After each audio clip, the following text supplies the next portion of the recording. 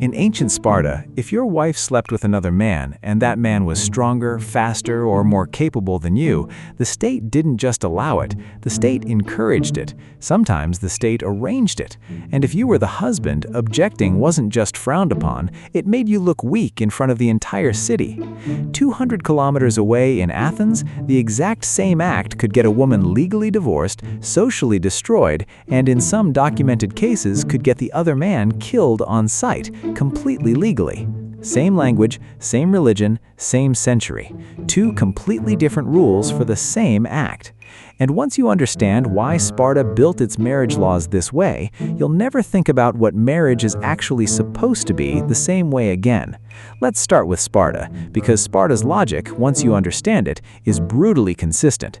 Sparta was not a culture built around romance, privacy, or individual choice. Sparta was built around exactly one goal: producing the strongest possible soldiers generation after generation. Every institution in Spartan society bent toward that single purpose. Boys were taken from their families at age 7 for military training. Citizenship itself was tied to physical and martial fitness, and marriage, including who had children with whom, was treated as a matter of state interest, not private affection. The Greek historian Xenophon and the biographer Plutarch, writing centuries apart but drawing on earlier Spartan sources, both describe the same practice. If an older Spartan husband recognized that another man, typically younger, stronger, more physically capable, could produce superior children with his wife, the husband could formally permit that man to have children with her. This wasn't an affair, this wasn't scandal, this was documented, sanctioned, and, according to Plutarch, considered honorable.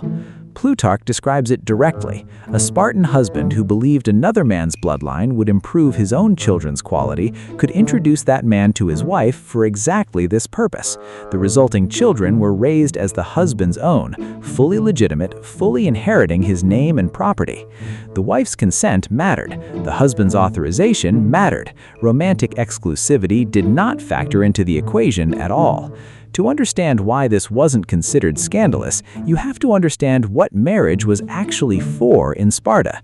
Marriage was not primarily a romantic bond. It was a reproductive contract serving the state's military needs.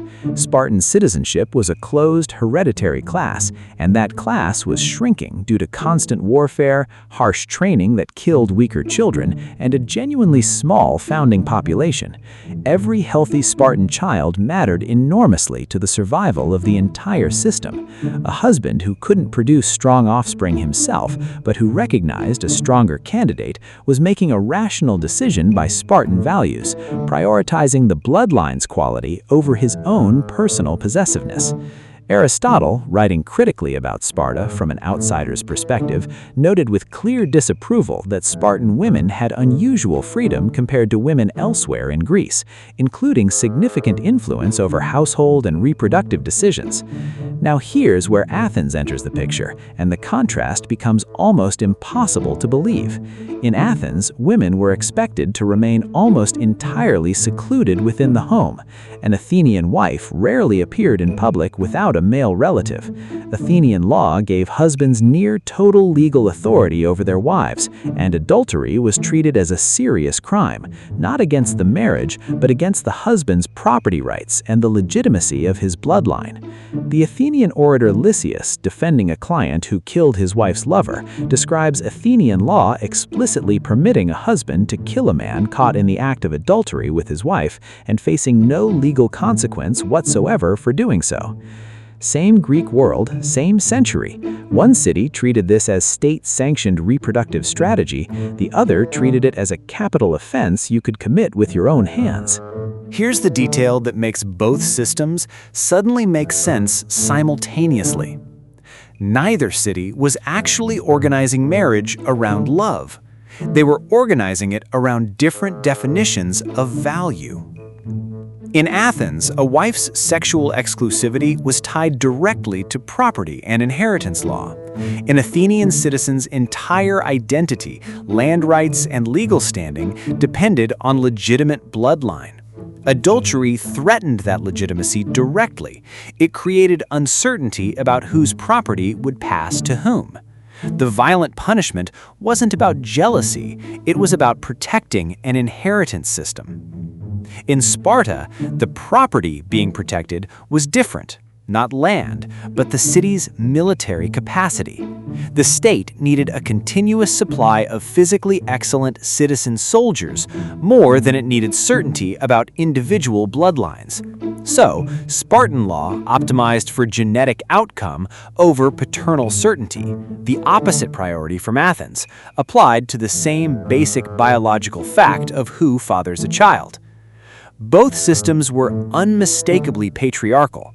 Neither gave women full autonomy by modern standards, but the specific behavior, outside reproduction with someone other than the husband, was treated as either a capital crime or a civic virtue, depending entirely on which value system the city had decided mattered more.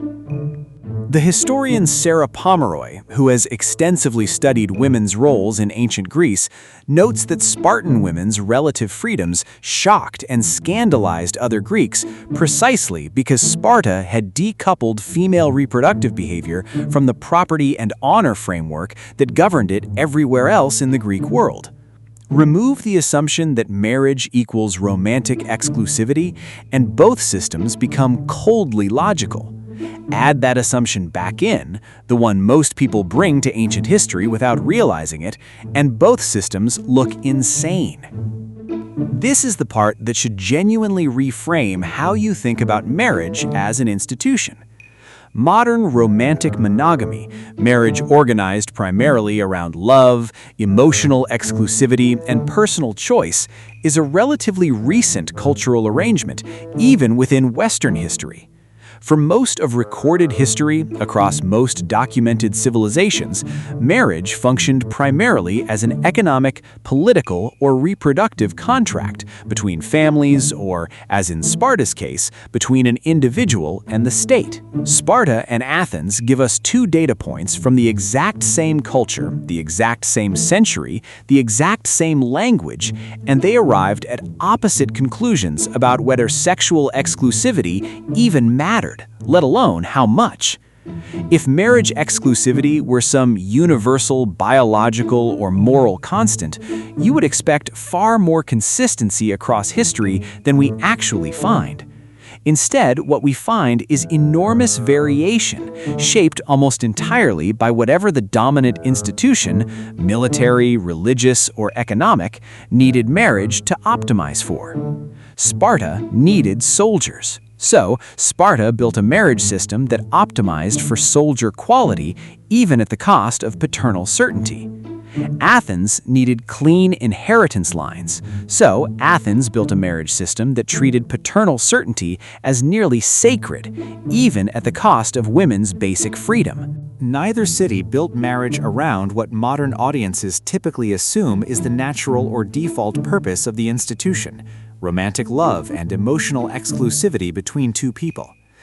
So here's the uncomfortable conclusion this history actually supports. The version of marriage most people today treat as timeless, natural, and obviously correct, built primarily around romantic love and sexual exclusivity, is not the historical default of human civilization. It is one specific cultural arrangement among many, and a fairly recent one at that. Sparta proves a society can build a fully functional, multi-century civilization on a marriage system that explicitly prioritized genetic outcome over exclusivity, and considered that arrangement honorable, not scandalous. Athens proves the opposite extreme can also function, built entirely around protecting inheritance through enforced exclusivity at the direct cost of women's autonomy. Both systems were real, both lasted centuries, both produced civilizations historians still study as foundational to Western culture. Neither was built around what modern wedding vows describe as the timeless, natural purpose of marriage. Marriage has never had one universal purpose. It has always been whatever the dominant power structure of a given society needed it to optimize for: soldiers, property, religious doctrine, or only quite recently, and only in some cultures, romantic love. the next time someone tells you a particular relationship structure is unnatural or goes against how marriage was always meant to be, ask them which version of history they're talking about, because the actual historical record doesn't agree with them. It never has. Drop in the comments which system shocked you more, Sparta's arrangement or Athens' punishment, because history suggests neither one was about love to begin with.